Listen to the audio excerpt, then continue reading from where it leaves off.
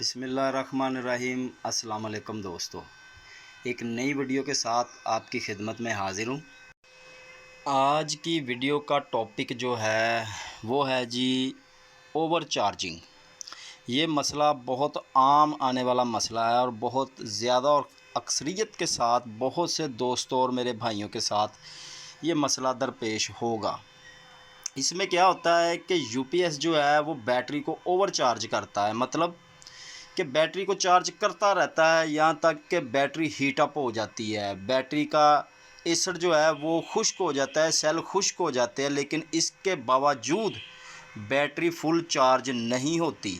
12-12 घंटे भी UPS battery को चार्जिंग करता रहता है, लेकिन बैटरी फुल चार्ज नहीं होती।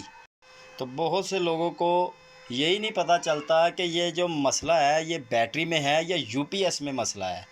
तो इसी के ऊपर आज हम बात करेंगे और मैं आपको बताऊंगा कि ये बैटरी में मसला होता है या यूपीएस में होता है और उसका हल क्या है, ये भी मैं आपको बताऊंगा।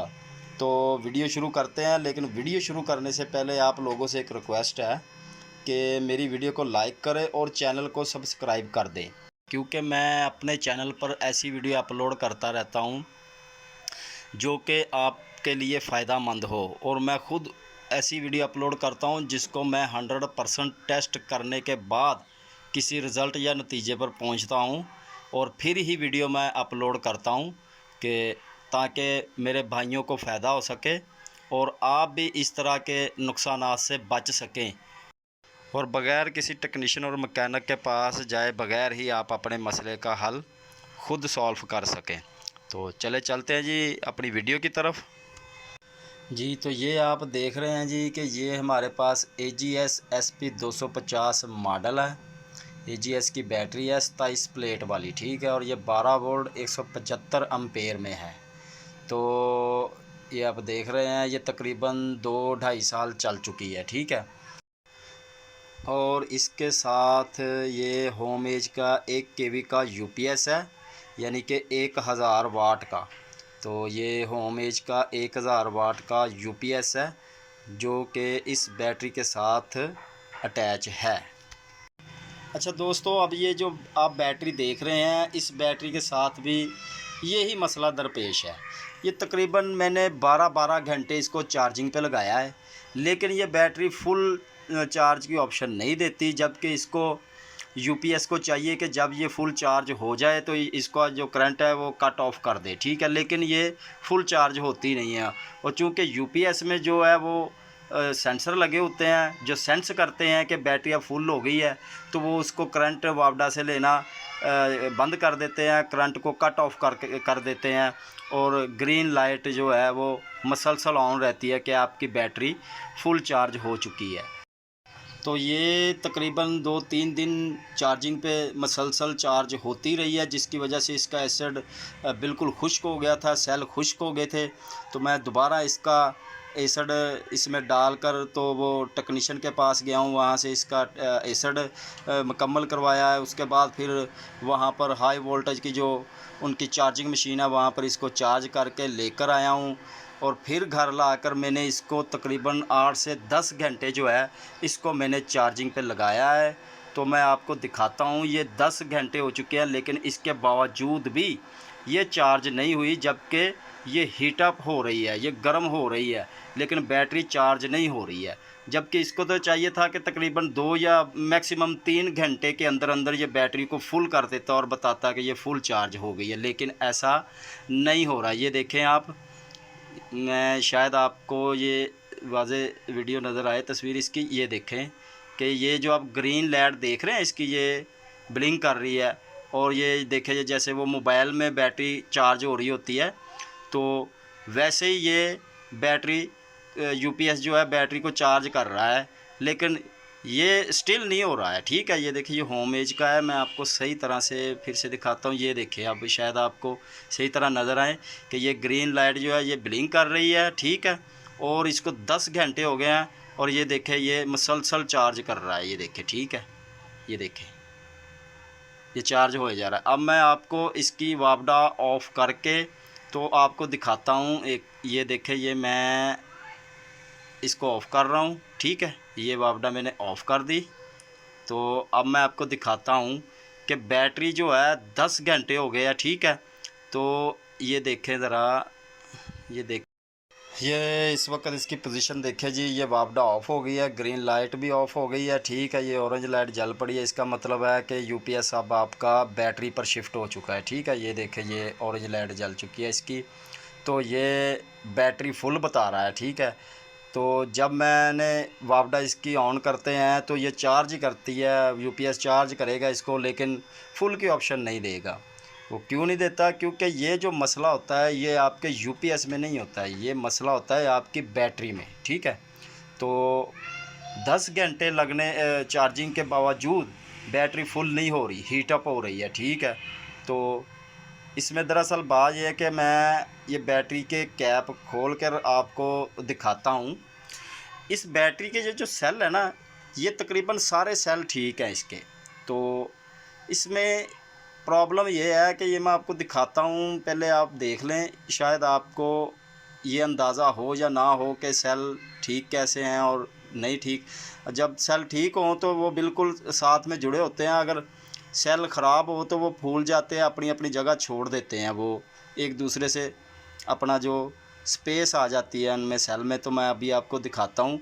ये तकरीबन इसके, ये देखें आप, इसमें भी आप देखें, अगर मैं सही तरह से दिखा पाऊँ आपको, तो ये देख रहे हैं आप,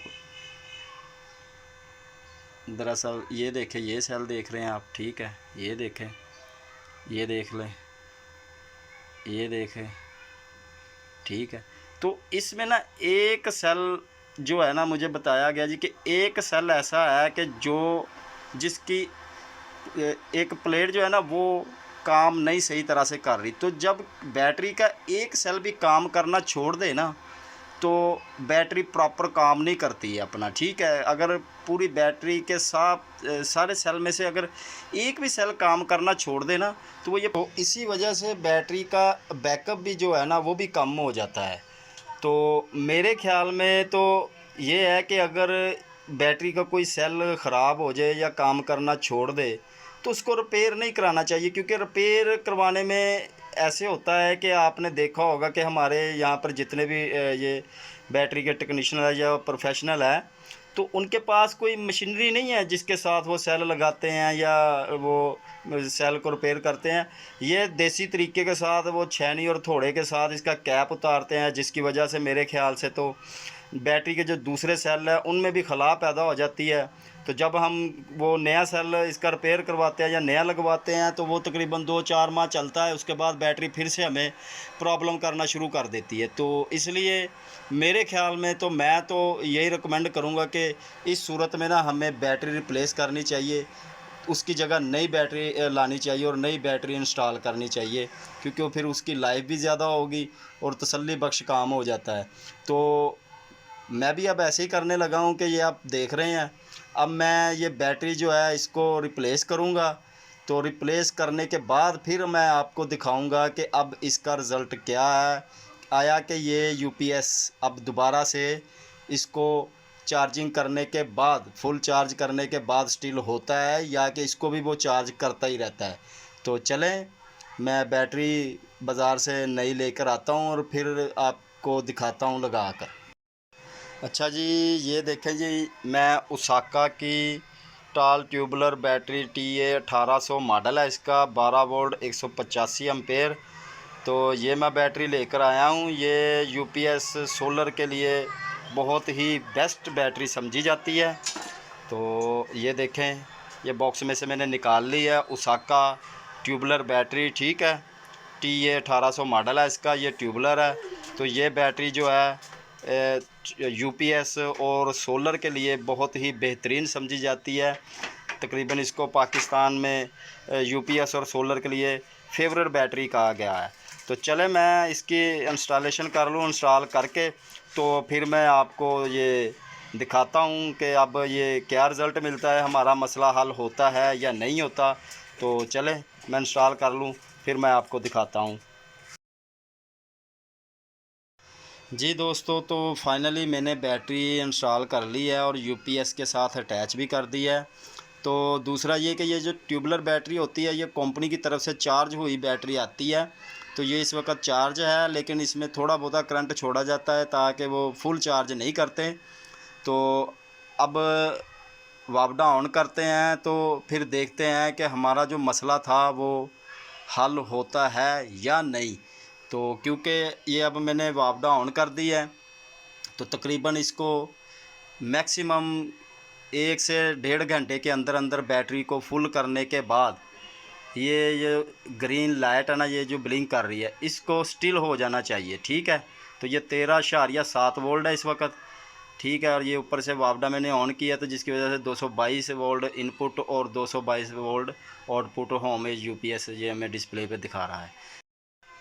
तो दोस्तों मैं अब वीडियो को पास कर लेता हूँ क्योंकि वीडियो ज़्यादा लंबी ना हो, क्योंकि अब मुझे तकरीबन 1 से 1.5 घंटा वेट करना पड़ेगा कि हमारे प्रॉब्लम सॉल्व हुई है या नहीं। अच्छा, तो दोस्तों फाइनली रिज़ल्ट हमारे पास आ चुका है। तो अब मैं आपको दिखाता हूँ। ये तकरीबन मेरा यूपीएस ने तकरीबन 1 घंटा और 15 या 20 मिनट लगे हैं तो मेरी बैटरी को फुल कर दिया है। ठीक है, मैं अब आपको यूपीएस की तरफ लेकर चलता हूँ और आपको दिखाता हूँ। ये देखें, ये जो ग्रीन लाइट है, जब ये चार्जिंग मोड पर यूपीएस होता है तो ये ग्रीन लाइट जो है ये ब्लिंक करती है, जलती है, बुझती है। इसका मतलब है कि यूपीएस चार्जिंग मोड पे है, बैटरी को चार्ज कर रहा है। अब ये स्टिल है, तो स्टिल का मतलब ये है कि बैटरी आपकी इस वक्त फुल हो चुकी है और यूपीएस ने वापडा से करंट लेना बंद कर दिया और आगे बैटरी को करंट देना बंद कर दिया है, यानी कि वापडा से करंट कट ऑफ कर दिया है। तो अब मैं इसको आपको दिखाता हूँ कि इसने मेरी बैटरी को कितने वोल्ट पर आकर वापडा से कट ऑफ किया है। तो अभी मैं आपको दिखाता हूँ। ये वापडा की पावर ऑफ़ करते हैं तो ये बैटरी पर यूपीएस शिफ्ट हो जाएगा और हमें ये साथ में बताएगा कि ये कितने वोल्ट पर इसने मेरी बैटरी को कट ऑफ।